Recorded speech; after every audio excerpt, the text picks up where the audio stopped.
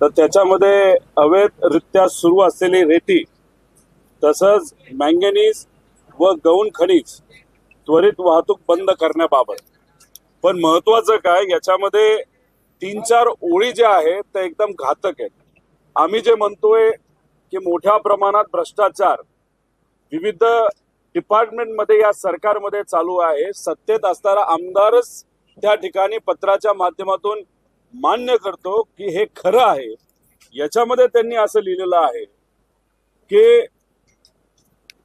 हे जे काही पैसे आहेत त्या भागातले जे गोळा होतात ते सर्व पैसे हे अधिकाऱ्यांना द्यावे लागतात, महसूल मंत्र्याला द्यावे लागतात, पण मुख्यमंत्र्यांपर्यंत द्यावे लागतात. म्हणजे जर कारेमोरे जे सत्तेत आहेत आमदार ते जर बोलतायत ते खरं असेल तर त्याचा अर्थ पार गावापासून ते मंत्रालयापर्यंत या पैशाची लिंक आहे आणि सर्वांची नावं याच्यामध्ये आहेत. आम्ही सर्वजण मिळून हा विषय तर अधिवेशनात घेणारच आहोत, पण पत्रकारांना सुद्धा याची एक कॉपी त्या ठिकाणी आज आम्ही देऊ. पण ही आजची परिस्थिती आहे महाराष्ट्राची. आम्ही कारेमोरेंचा मी खरं तर अभिनंदन करतो की त्यांनी हे धाडस दाखवलं. या बाबतीत अजितदादा पक्षाचे त्यांचे जे प्रमुख आहेत ते काय करतात, तसंच मुख्यमंत्री या बाबतीत काय करतात, महसूल मंत्री काय करतात हे आपल्याला बघावं लागेल. हा नक्कीच अधिवेशनामध्ये जसं जे काही मुद्दे हे महत्वाचे असतात ते आम्ही अधिवेशनामध्ये घेत असतो. सरकारला आवडले नाही आवडले तरी हा मुद्दा सुद्धा काल जयंत पाटील साहेबांनी घेतला होता, पण तिथे कुणी प्रमुख मंत्री नसल्यामुळे कदाचित त्या बाबतीतली योग्य अशी चर्चा झाली नाही. पण जयंत पाटील साहेब तर घेतीलच, आम्ही सुद्धा हा विषय त्या ठिकाणी घेणार आहोत. पण हा आरोप फार महत्वाचा आहे. हे कुठेतरी आता सरकारला उत्तर द्यावं लागेल की खरंच मुख्यमंत्र्यांपर्यंत महसूल मंत्र्यांपर्यंत हा हफ्ता नाही तर पैसा हा एका ट्रक मागे त्या ठिकाणी जातो का?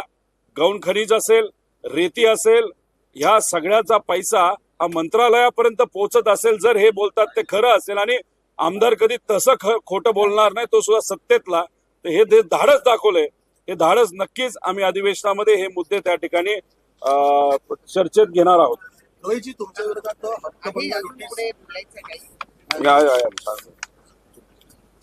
त्याच्याच बरोबर आज कायदा व सुव्यवस्थेची परिस्थिती आपल्या राज्यामध्ये कशी आहे याचे काही उदाहरणं आपल्या सर्वांना मी देतो. काही दिवसांचंच खरं तर याच्यामध्ये आहे. आता 3 मार्च रोजी धाराशिव जिल्ह्यामध्ये एका महिलेवर, लहान मुलीवर, 4 वर्षाच्या मुलीवर बलात्कार झालेला आपल्या सगळ्यांना माहिती आहे. अतिशय दुर्दैवी गोष्ट. 4 मार्चला बीड येथील केज तालुक्यामध्ये एका तरुणीवर अत्याचार त्या ठिकाणी झाला. 3 मार्च रोजी भंडारा शहरामध्ये एका वकिलाने त्याच्या लहान मुलीबरोबर आलेली तिची मैत्रीण, तिच्यावर अत्याचार केलेला हा आपल्या सगळ्यांसमोर त्या ठिकाणी आलेला आहे. त्याच्याच बरोबर 3 मार्चला गडचिरोलीमध्ये एका 23 वर्षाच्या मुलीवर अत्याचार झाला. 5 मार्च रोजी मुंबईच्या जोगेश्वरी परिसरात एका 12 वर्ष अल्पवयीन मुलीवर सामूहिक अत्याचार झालेला हा आपण सगळ्यांनी ऐकलेला आहे. 2 मार्च रोजी छत्रपती संभाजीनगरमध्ये 36 वर्षीय एका महिलेवर त्या ठिकाणी अत्याचार झाला. तसंच मंत्र्यांच्या मुलीला सुद्धा त्या ठिकाणी छेडछाड करण्याचा प्रयत्न झाला. ह्या सगळ्या गोष्टी त्या ठिकाणी झालेल्या अतिशय दुर्दैवी आहेत. त्याच्याच बरोबर पुणे पोलीस आयुक्त यांच्याकडनं जी माहिती त्या ठिकाणी आलेली आहे, म्हणजे 2 महिन्यामध्ये 1 जानेवारी ते 28 फेब्रुवारी पर्यंत पुणे जिल्ह्यातून तब्बल 737 मुली आणि महिला या बेपत्ता आहेत. पुणे शहरातून 243, पिंपरी चिंचवड मधून 271 आणि पुणे ग्रामीण मधून 253. म्हणजे अशा पद्धतीची ही परिस्थिती आहे. तसंच जेव्हा गुंडांना बरदास्त दिला जातो, गुंडांचा वापर हा लोकसभा आणि विधानसभेच्या इलेक्शन मध्ये सत्तेत असणाऱ्या पक्षांनी त्या ठिकाणी केला, तेव्हा गुंडांना असं वाटतं की आपण काही केलं तरी चालेल. तसंच शिरूर कासारमध्ये एका नेत्याच्या कार्यकर्त्याली एका तरुणांवर त्या ठिकाणी त्याचं मारहाण केली. त्याच्याच बरोबर लातूरच्या जानेफळ गावामध्ये सुद्धा मंदिरात एक व्यक्ती गेला, त्याला तिथं मारहाण झाली. तसंच जालना जिल्ह्यामध्ये धनगर समाजाच्या एका कार्यकर्त्यावर तसंच महाशिवरात्रीच्या निमित्ताने त्या ठिकाणी मारहाण अतिशय वाईट पद्धतीची झाली. दौंडमधील लता दावडे तिला वाघाली नाही तर बिबट्याली त्याच्यावर हल्ला केला असं म्हणण्यात आलं, पण तसं न असता त्याचा मर्डर झाला अशी त्या ठिकाणी मध्ये. अहिल्यानगरमध्ये जुन्या वादात 19 वर्षीय वैभव नायकवडे याच्यावर त्या ठिकाणी हल्ला झाला. म्हणजे भुजबळ साहेबांनी हा मुद्दा घेतला, अनेक आमदारांनी मुद्दा घेतला. हे जे काही विषय आहेत ते अतिशय घातक असे विषय आहेत आणि याच्यावर खऱ्या अर्थाने सरकारचं लक्ष वेधण्याचं काम हे आम्ही सर्वजण करणार आहोत.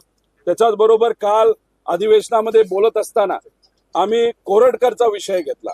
आता सत्तेत असणारे काही नेते जरा चिडले. मला एक कळत नाही की कोरटकरचं नाव घेतलं तर सत्तेत असणारे नेते मंत्री हे का चिडतात हे कळत नाही. आता गाडीचा मुद्दा मी 4 दिवसांपूर्वी घेतला होता.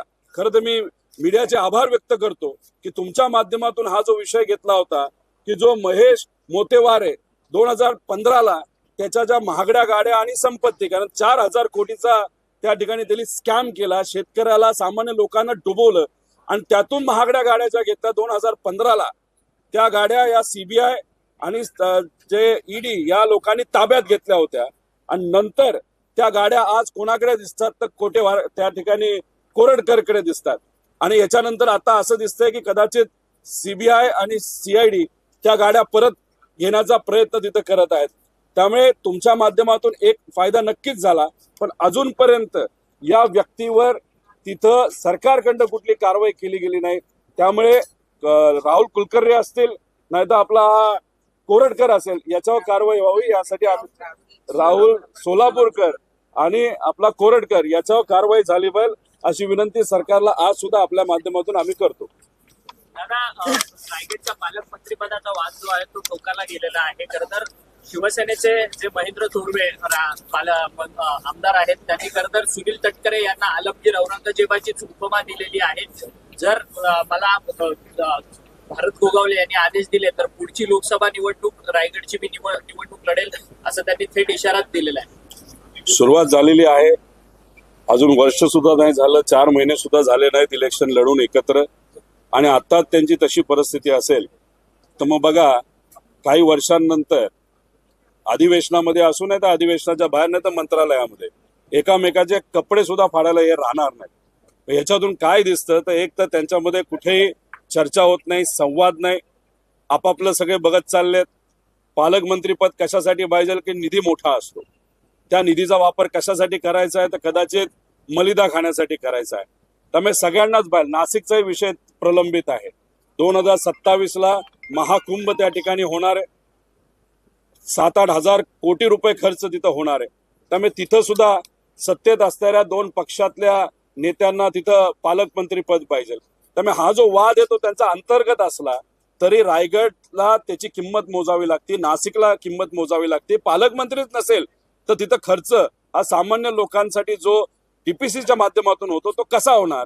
पण ठीक आहे, यांना फक्त सत्ता, पैसा, पॉवर याच्याशिवाय दुसरं काही दिसत नाही. आणि गेल्या 4 महिन्यामध्ये कुरगुड्या आणि एकामेकाची जिरवण्यामध्ये नेते सुद्धा मग्न आहेत आणि आमदार सुद्धा मग्न आहेत. नुकसान होते ते फक्त सामान्य लोकांचं आणि आपल्या महाराष्ट्राचं असं आपल्याला म्हणावं लागेल.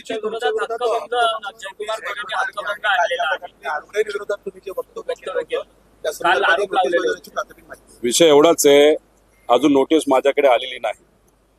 काल सकाळी मीडियाशी बोलत असताना एका महिला पत्रकाराने तिथं मनापासून एक मुद्दा मांडला. त्यांनी नाव कुठलं न सांगता मला एवढंच सांगितलं होतं की एका कुठल्या तरी आमदाराच्या विरोधात एका महिलेने तक्रार केलेली आहे आणि ती तक्रार फार व्यक्तिगत लेवलची आहे. आणि बोलत असताना आम्ही एवढंच सांगितलं कुठलीही महिला असेल तिला जर न्याय मिळत नसेल तर आमच्याकडे या, आम्ही नक्कीच तो विषय मांडू. याच्यामध्ये चुकीचं काय केलं आता एवढं पर्सनली घ्यायचं काय मला माहित नाही, पण नोटीस आल्यानंतर नक्कीच त्याचं उत्तर आम्ही देऊ. आणि आम्ही खालच्या लेवलला जात नसतो. ठीक आहे, त्यांना तो विषय अजून मोठा करायचा असेल, त्यात खोलात जायचं असेल तर आम्ही त्या बाबतीत बघू. पण जर आता आपले सभापती म्हणजे माझे विरोधक राम शिंदे सर हे सभापती झाले, आता सभापती झाल्यानंतर कुठल्याही व्यक्तीला त्या ठिकाणी राजकीय कार्यक्रम घेता येत नाही. माझ्याच मतदारसंघामध्ये भाजपचा एक कार्यक्रम नोंदणीचा त्यांनी तिथं घेतला. मी हक्कभंग आणू शकलो असतो, नाही तर आणायला सांगू शकलो असतो, पण जाऊ द्या. राज्यकर्ते तिथं पक्षाची जबाबदारी असेल, पक्षाने त्यांना तिथं पद दिलं म्हणून आम्ही तिथं काय बोललो नाही. तर मग असे विषय जर आपण काढत गेलो तर असे बरेच विषय निघतील. पण नोटीस आल्यानंतर नक्कीच त्याच्या खोलामध्ये आम्ही जाऊ, त्याला काय उत्तर द्यायचंय ते उत्तर त्या ठिकाणी देऊ, आणि त्याच्यावर जर चर्चा करायची असेल तर मग आपण चर्चाही त्या बाबतीत करू शकतो. दादा, पण माध्यमांनी ही बातमी दाखवल्यानंतर माध्यमांवर सुद्धा हक्कभंगाची कारवाई, हक्कभंग आणण्याच्या संदर्भात जयकुमार गोरे हक्कभंग युट्यूब चॅनल संदर्भात सुद्धा माध्यमांवर हक्कभंग आणलं. हे बघा, आता मीडिया माध्यम आहे. कशाचं माध्यम आहे? माध्यमच आहे ना मग ते. मीडिया हे माध्यम कशाचं आहे की लोकांचा आवाज हा फक्त काही लोकांपर्यंत घेऊन जायचा. आणि जर समजा एखादी व्यक्ती न्याय मागत असेल आणि मीडियाने ते चॅनलच्या माध्यमातून दाखवलं असेल तर ते एक माध्यमच झालं. आता आमच्या विरोधात सुद्धा अशा बऱ्याच काही बातम्या असतात, त्या खऱ्या नसतात. पण आम्ही उद्या जाऊन कोणावर हक्कभंग आणतो असं नाही. छोटा चॅनल असू नाही तर मोठा चॅनल असू, जे काय मीडियाला तो हक्क आहे. त्यामुळे तिथं मला असं वाटतं गोरेंनी थोडेसे समजूतदारपणा तिथं दाखवला पाहिजे. खूप असं पर्सनली घेतलं नाही बाहेर, पण नोटीस काय आहे हे बघितल्याशिवाय आपल्याला बोलता येणार नाही. आहे. मात्र यामध्ये एका नाशिकमधील मराठा विद्या प्रसारक समाजाच्या संस्थेच्या कर्मचाऱ्यांना मिळाल्याचं संपर्क. तुम्ही अजून खोलात गेला तर तुम्हाला बरेच काय असे दिसतील. बरेच कार्यकर्त्यांना सुद्धा लाभ मिळालेला आहे. त्यामुळे लाडक्या बहिणींचं जसं ऑडिट तुम्ही केलेलं आहे त्या बाबतीत सुद्धा ऑडिट करावं. कार्यकर्त्याला किती तुम्ही पैसे देणार आहात. आता काय आहे या सरकारचं की लाडक्या बहिणींमुळे हे सत्तेत आले असं ते म्हणतात, आणि सत्तेत आल्यानंतर मात्र लाडक्या बहिणींना आता विसरायला चाललेले आहे. आता बघा, शेतकऱ्याला हे विसरले कसे की आम्ही कर्जमाफी करू. हे भाषणात अनेक वेळा अनेक नेत्यांनी जे आज सत्तेत आहेत तिथं भाषणामध्ये सांगितलं की आम्ही 7/12 कोरा करू, आम्ही कर्जमाफी करू. आणि सत्तेत आल्यानंतर आता बरेच नेते असं म्हणतात की आम्ही कधी बोललो. तसंच लाडक्या बहिणीच्या बाबतीत होतंय. त्यांनी तर प्रिंट केलेलं आहे की आम्ही 2100 रुपये करू, नाही तर आम्ही 2500 पर्यंत घेऊन जाऊ. आणि आज कदाचित मंत्री असतील, इतरही नेते म्हणतात असं आम्ही कधी बोललो. त्याच्याच बरोबर त्यांनी 50 लाख लाडक्या बहिणींची नावं कमी करायचं टार्गेट घेतलेलं आहे. मग टार्गेट कसं घ्यावं की अजून गरीब माता भगिनींना आपल्याला फायदा देता येईल का, अजून पैसे वाढवून देता येईल का. पण ह्यांनी टार्गेट घेतलं की आता 50 लाख आपल्याला जे लाभार्थी आहेत ते कमी करायचे. म्हणजे इलेक्शनच्या काळामध्ये 2-2 महिने ऍडव्हान्स मध्ये पैसे दिले का, कारण की इलेक्शन आहे आणि इलेक्शन झाल्यानंतर तुम्ही पैसे सुद्धा देत नाही. आता दुधाचा पैसा 6 महिने झाले अजून 1 रुपया मिळाला नाही, 7 रुपये अनुदान, असे बरेच मुद्दे आहेत. त्यामुळे हे सरकार आता सामान्य लोकांना विसरून गेलंय. त्यांना असं वाटतं की आता बहुमत जबरदस्त मिळालेलं आहे, काही आम्हाला फरक पडत नाही. पण तरी सुद्धा लोकांचा आवाज बोलून आम्ही आज तरी विधान भवन मध्ये भांडणार आहोत.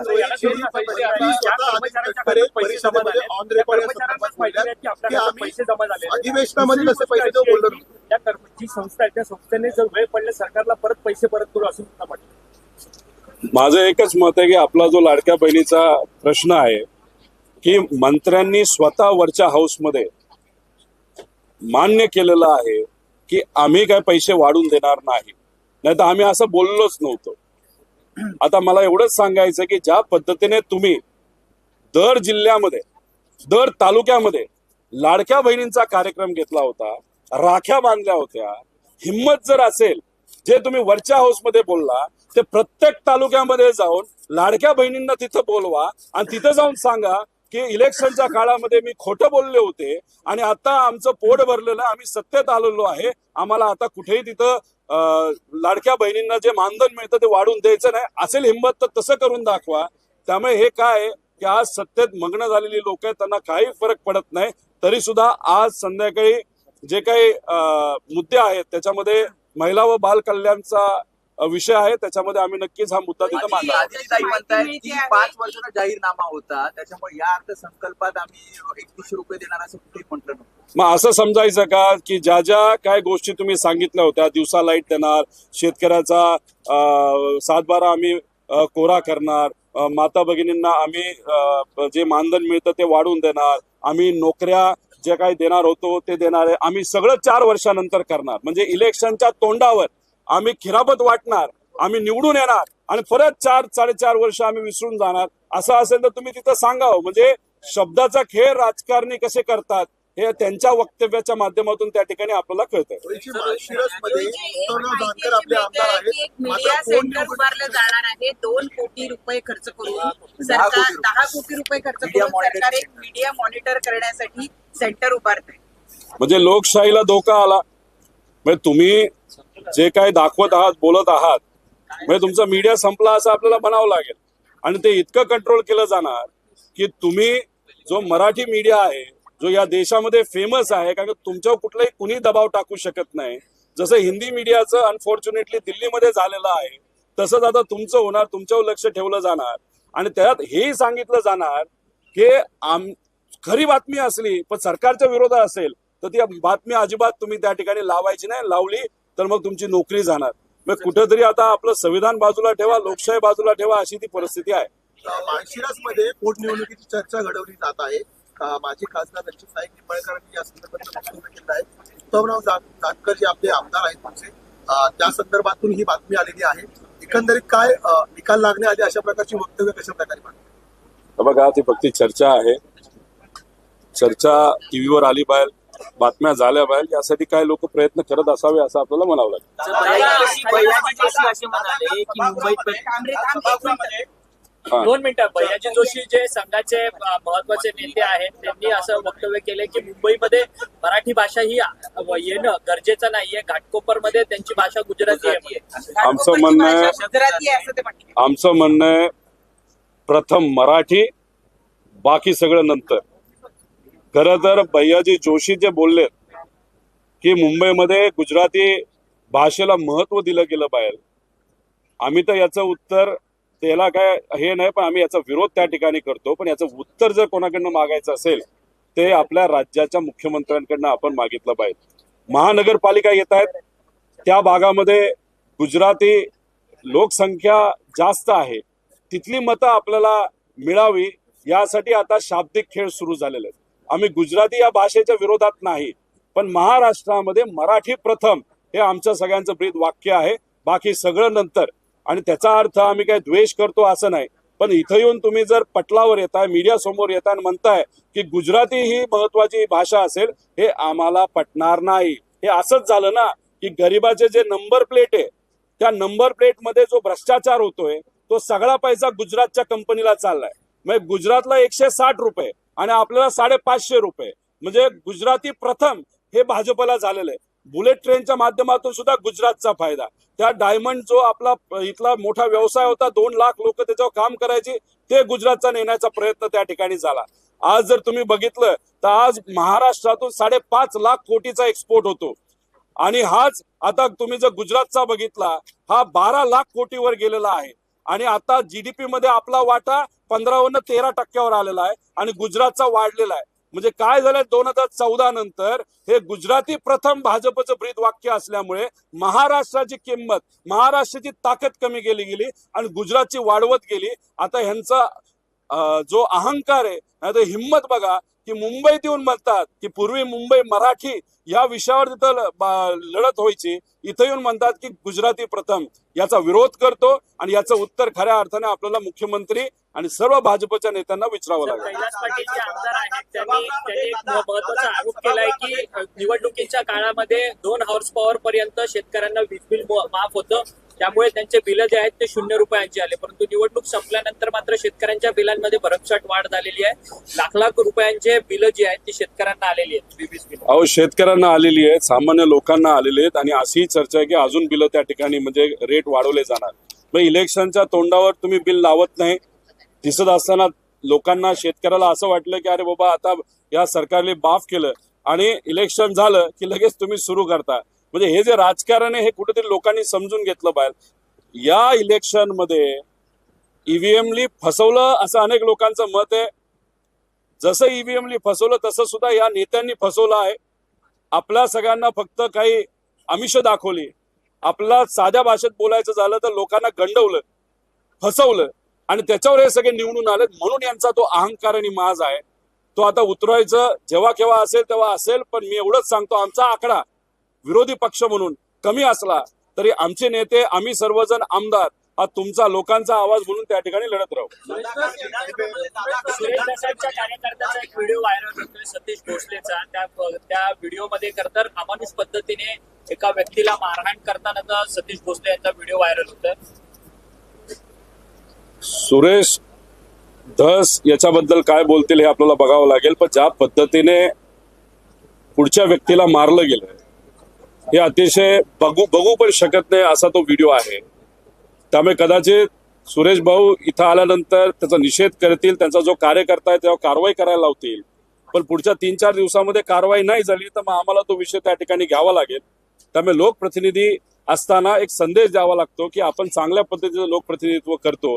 त्यामुळे कार्यकर्ता असो नाही तर कुणी असो, जर घमंड असेल नाही तर अशा पद्धतीने गरीबाला जर कुणी मारत असेल तर त्याला जेल कोठडीमध्येच टाकणं हे जास्त उत्तम राहू शकतं. विधानसभेमध्ये काल तुमची आणि मंत्री नितेश राणे लढाजंगी पाहायला मिळाली. दुसरीकडे आदित्य ठाकरे आणि गुलाबराव पाटील यांची लढाजंगी पाहायला मिळाली. अशा प्रकारची फेरबदली कितपत योग्य आहे? हे बघा, संध्याकाळच्या वेळेस काल मी कोरडकरांचा मुद्दा घेत होतो.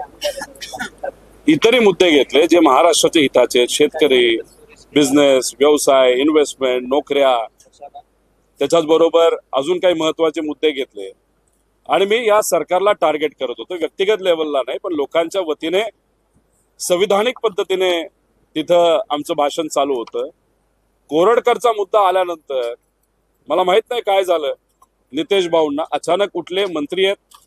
खरं तर जेव्हा राज्यपालांच्या अभिभाषणावर चर्चा होत असते तर उत्तर मंत्री कधी देत नसतो, त्या ठिकाणी मुख्यमंत्र्यांना द्यावं लागतं. पण ते अचानक उठले, अतिशय खालच्या लेवलला गेले. आता आम्ही खालच्या लेवलला जात नसतो, कारण आपण जर खालच्या लेवलला गेलो तर मुद्दा बाजूला राहतो, जो मुद्दा आपण घेतलेला आहे आणि आम्हाला तो ठेवायचा नव्हता. माझं एकच त्यांच्याशी म्हणणं आहे, ना तर मी थोडासा अभ्यास केला. असं आहे की देवेंद्र फडणवीस साहेब त्यांच्याकडे एक वेगळं सेल आहे, 4 लोक त्यांनी बसवलेली आहेत. अधिवेशनामध्ये देवेंद्र फडणवीस साहेबांच्या विरोधात जर विरोधी पक्षातला कुणी बोललं तर तिथं मंत्री कोण कोण होतं, आमदार भाजपचे कोण कोण होतं हे बघितलं जातं. आणि मग त्या आमदारांनी मंत्र्यांनी त्याचा विरोध केला का, देवेंद्र फडणवीस साहेबांना कुणीतरी बोलत असेल तर त्याचा विरोध कुणी केला हे लिखापडी त्या ठिकाणी होत असेल. ती लिखापडी दर संध्याकाळी नाही तर रात्री हे देवेंद्र फडणवीस साहेब बघत असतात. त्यामुळे आता काहीतरी करायचं म्हणून कदाचित नितेश भाऊंनी, म्हणजे फक्त कोरडकरचा मुद्दा महत्वाचा असताना काय छत्रपती शिवाजी महाराज आणि छत्रपती संभाजी राजांच्या विरोधात कोरडकर बोलला, हा मुद्दा महत्वाचा असल्यामुळे पण तो मुद्दा बाजूला सारून फक्त फडणवीस साहेबांना वाचवण्यासाठी नितेश भाऊ त्या ठिकाणी बोललेत असं आम्हाला म्हणावं लागेल. अतिशय दुर्दैवी गोष्ट आहे. सिनियर जे राणे साहेब आहेत त्यांचा आदर आम्ही करतो, त्यांची जी काम करण्याची पद्धत आणि या सगळ्या गोष्टी, त्यामुळे खालच्या लेवलला जायचं तर आम्ही बरंच काय जाऊ शकतो. दुर्दैव असं राहुल गांधींच्या बद्दल सुद्धा ते काहीतरी बोलले की राहुल गांधींनी ट्विटच्या माध्यमातून तिथं काहीतरी आदरांजली काहीतरी असं त्यांनी त्या ठिकाणी सांगितलं होतं, श्रद्धांजली. आता इथं नरेंद्र मोदी साहेबांच्या ट्विट तुम्हाला सांगतो. नरेंद्र साहेबांचे ट्विट एक नाही, अशा अनेक आहेत. म्हणजे याच्यामध्ये जर खोलात तुम्ही गेला तर असे 20-25 ट्विट आहेत. पण एक ट्वीट है, भारत रत्न अटल बिहारी वाजपेयी जी को उनकी 100वीं जन्म जयंती पर आदरपूर्ण श्रद्धांजली.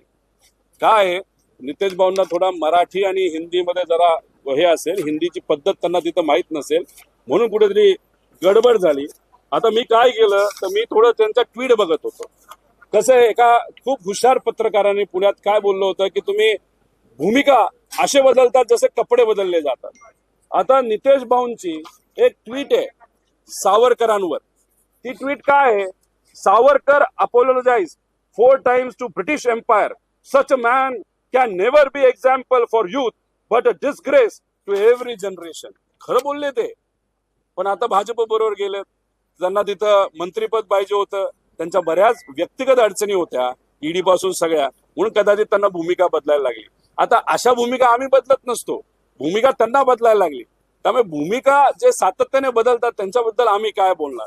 त्यामुळे अशा बऱ्याच गोष्टी आहेत आम्हाला खालच्या. आणि मी जर खालच्या लेवलला गेलो असतो तर मग जो मुद्दा आहे, आम्ही म्हणत होतो सोलापूरकर आणि तो कोरटकर याच्यावर कारवाई करा, कारण ते महामानवांच्या विरोधात बोलले, म्हणजे छत्रपतींच्या विरोधात बोलले, डॉक्टर बाबासाहेब आंबेडकरांच्या विरोधात बोलले आणि तो मुद्दा बाजूला सरू नये म्हणून आम्ही पर्सनल अजेंडा नाही तर जे काय पर्सनल गोष्टी तिथं बोलल्या ह्या बाजूला त्या ठिकाणी ठेवलेल्या आहेत. त्याच्याच बरोबर त्यांनी पवार साहेबांचा मुद्दा तिथं काढला, त्याच्यामध्ये काहीतरी जानते राजे हा मुद्दा तिथं आणला.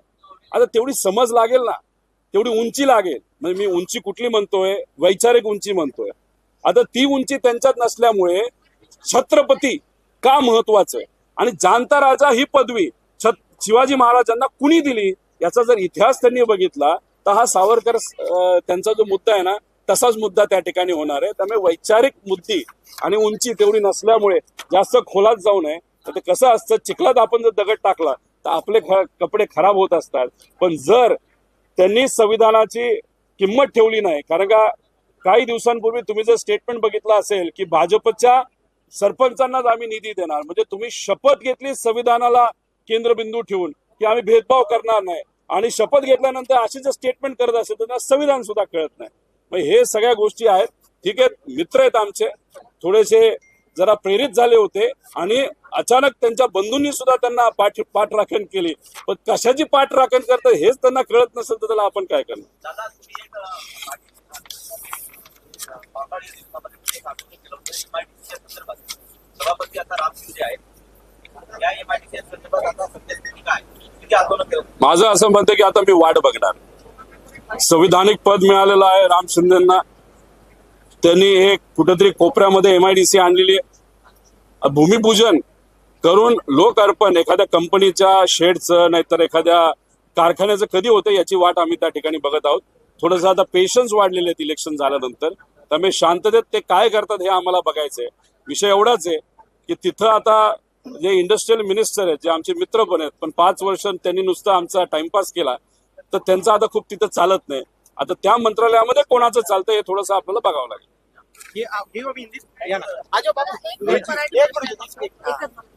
संभाजीनगर मराठवाड्यामध्ये जे जल जीवन मिशन जे आहे त्या योजनेमध्ये खूप मोठा भ्रष्टाचार झाल्याचं उघड झालेलं आहे. सामसिंगने या संदर्भातलं स्टिंग ऑपरेशन जल जीवन मिशन मध्ये फक्त छत्रपती संभाजीनगरमध्येच अपव्यवहार झालेत असं नाही. प्रत्येक तालुक्यामध्ये तुम्ही जर गेलात तर तुम्हाला हेच कुठेतरी जाणवेल. त्याच्याचबरोबर जल जीवन मिशनसाठी केंद्र सरकारने राज्य सरकारने हजारो कोटी खर्च केले, पण बहुतांश ठिकाणी फक्त पाईपलाईन ले केली. मग जिथं खड्डा खांदायचे आणि पाईप टाकायचे आणि पैसे काढून घेतलेत, बाकी टाक्या झाल्या नाहीत बऱ्याच ठिकाणी आणि बरंच काही झालं नाही. त्याच्यामध्ये सुद्धा अतिशय खराब क्वालिटीच्या पाईप वापरलेल्या आहेत. चांगली गोष्ट आहे, एका मीडिया चॅनलनी हा विषय उचललेला आहे. फक्त तो तिथला नसून हजारो कोटीचा भ्रष्टाचार तिथं झालेला आहे. ह्याचं माझं एकच मत आहे की सगळ्याच मीडिया चॅनलनी ह्याच्यात खोलात जाण्याची जरूरत आहे आणि खोलात गेल्यानंतर हा भ्रष्टाचार हजारो कोटीपर्यंत जाऊ शकतो असं आमचं प्रामाणिक मत आहे. या